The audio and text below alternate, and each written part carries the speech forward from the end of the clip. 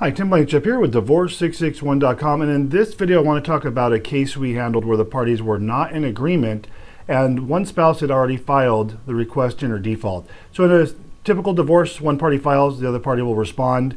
And many times you have, not many times, all the time, you have 30 days to file your response. You can go beyond the 30 days.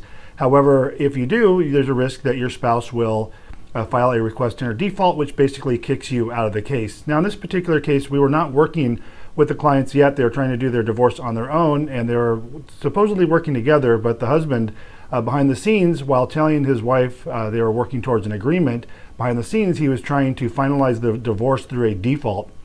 So while he's telling her, don't file a response, we're going to enter a written agreement with the court, behind the scenes he was trying to push through a default judgment. So by the time she figured it out, he had already filed the default, basically kicking her out of the case, and trying to do that behind the scenes. In fact, was even trying to file the judgment without her. So he's telling her one thing, we're going to work on an agreement, and behind the scenes playing a game with the courts, trying to push through the divorce judgment without her. So what we had to do was set aside the default. So we had to file a motion to set aside the default and then ask the court to enter the response. That's the process you go through when you want to set aside the default, and I'll say 99% of the time they will do that for good reason. So what happened was we were filing the motion, we got a court date for the set aside, and of course with the courts being so busy, the court date was pushed out 45 to 60 days out.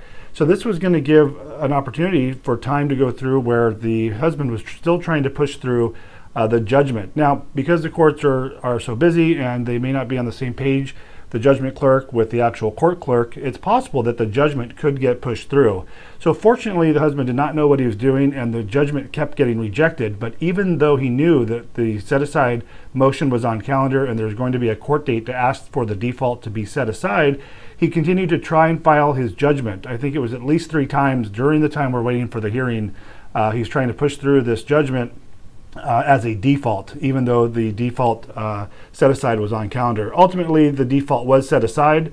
He was unsuccessful in pushing through his default judgment with the court. So now the case is going to trial because she wanted to have an opportunity to be heard, and because he was trying to trick her into filing a default judgment.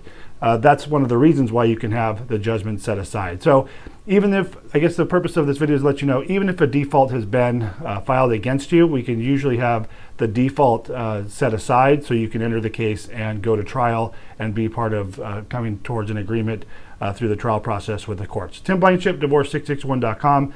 Give us a call if you have any questions, 661-281-0266, or go to divorce661.com for more information. Thanks for watching.